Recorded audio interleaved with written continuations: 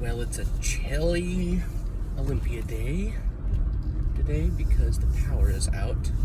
So I also didn't have coffee. Details. What I want to talk about today was pure consciousness, which is this concept that I have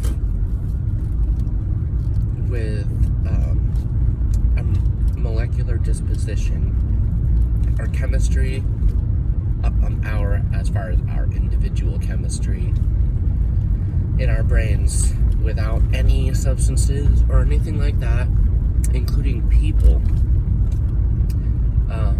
just all by yourself. Because when you have someone else in your life, like a partner or love, that also has a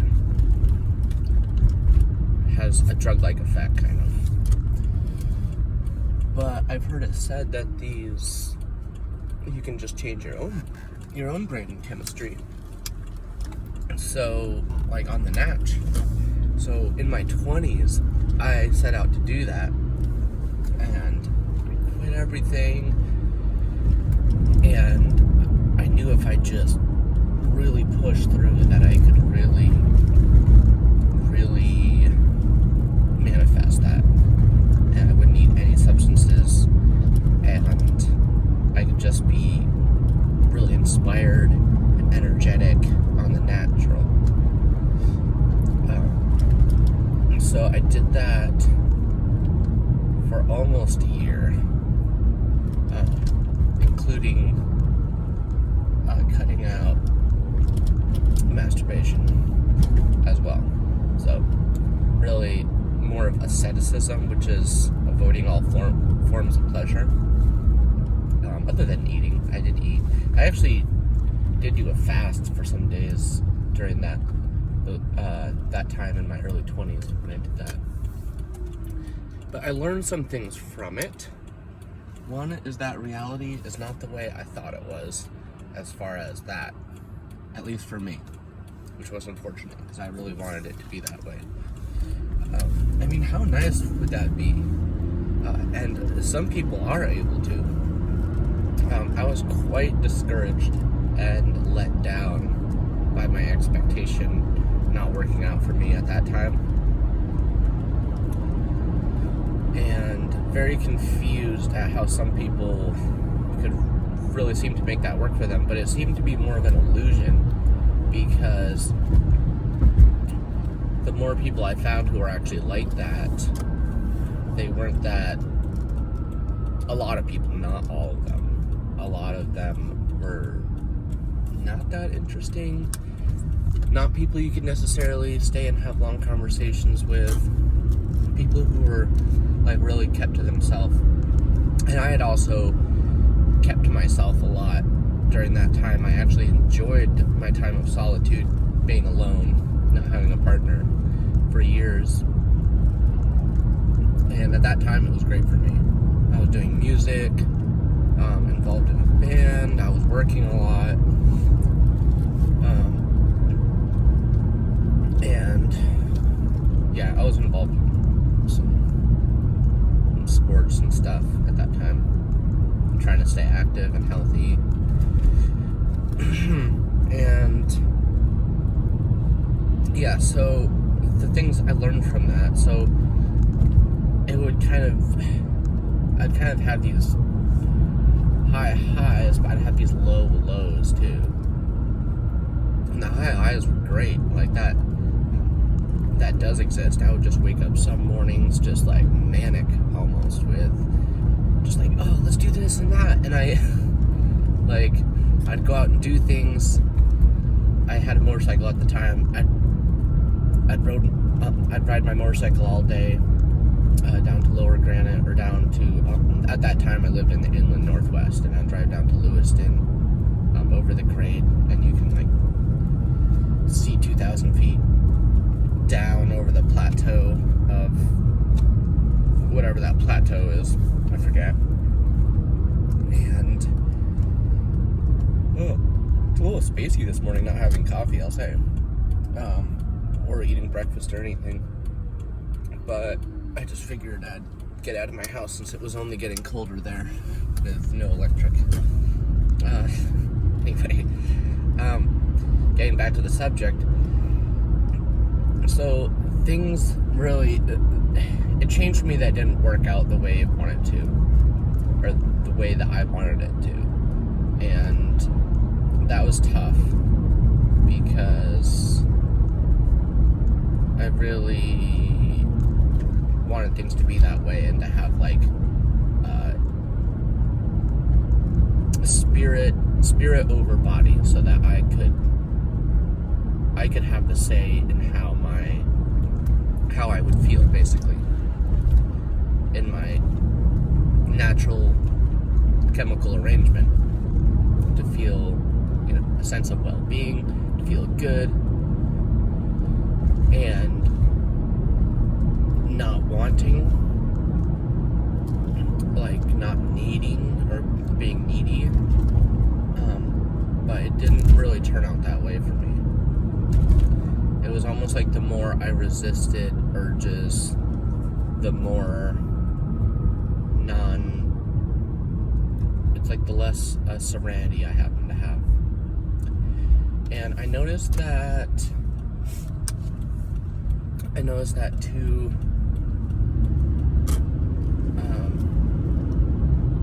over time. Yeah, it just didn't work out.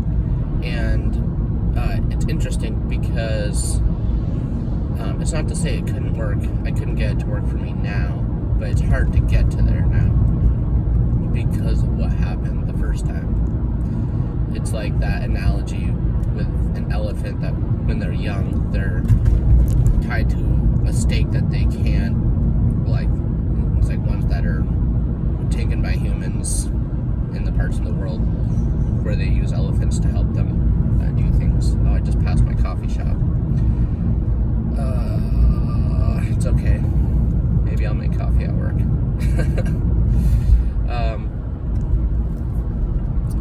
What happened? Oh God, I'm just losing my train of thought without the coffee. We're on pure consciousness right now, and it's slow. Actually, that's not true, because I have it on. And for any of you that knows what that is. But what's interesting is that now, even though I have found a way to function being on my own still, and being single, basically.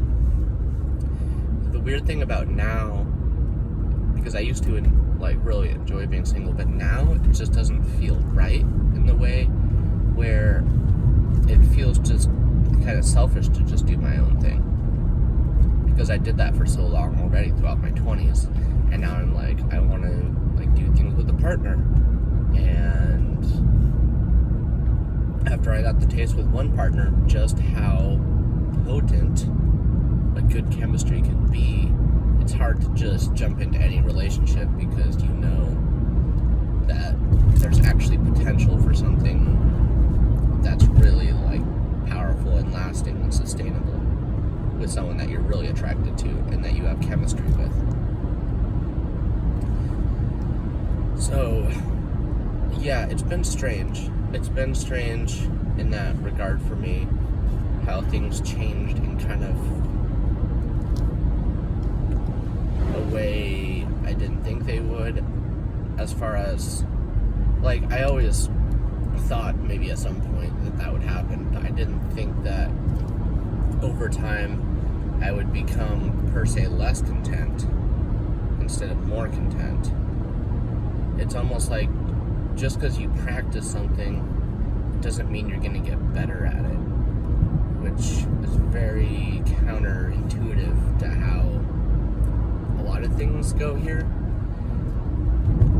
Because we're of the mentality, the harder you work at something,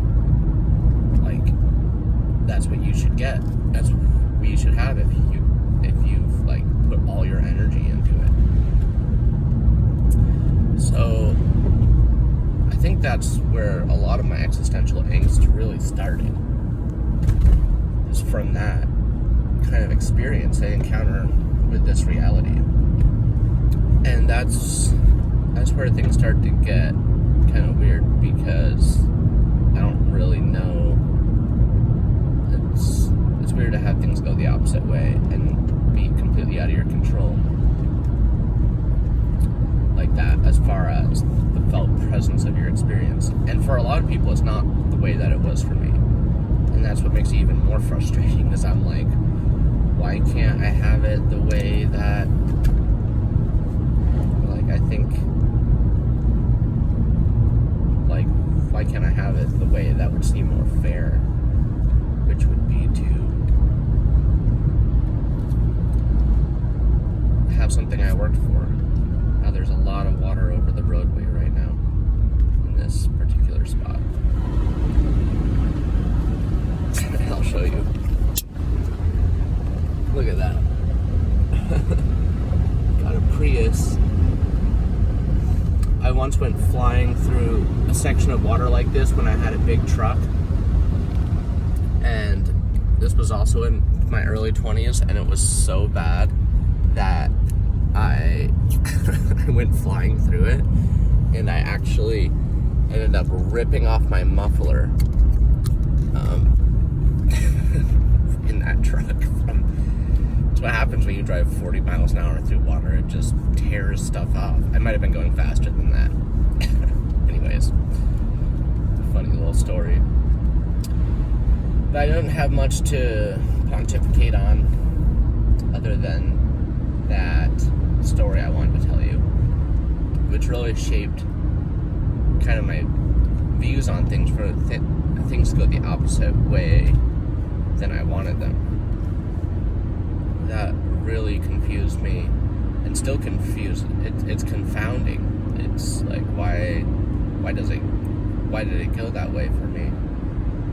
Not that I'm per se looking for an answer, but I think a lot of people would want to know the answer, and maybe there are other people that it went the opposite way for them, as far as something they work for, as far as practice, say, to be content with like little to nothing, and to work towards that, and then for it to only get worse. I guess I've had some friends who are vegetarians and or vegans, and after years of doing that, they're like, they found it to not be working for them. So just because something seems like the more spiritual, more enlightened way to be in this life, it's too convoluted. It's not necessarily for everyone that way.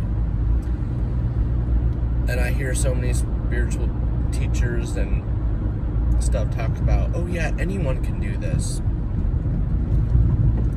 as far as the thing that they're like talking about. And I don't believe that. I don't believe anyone can do a thing that another can do. I don't believe that anymore, due to my personal experience. I know I can meditate. It takes me longer to meditate, and I think part of that is probably due to my lifelong struggle to be able to have my attention span it's like last just a couple seconds often. And it's weird how the subconscious works, because you can tell the subconscious to do a thing, but once you put it on autopilot and your consciousness goes to another task before your subconscious has finished the other task that you've slated it for, the subconscious will just hold things and put things down in random spots and not pay attention. That's been my whole life.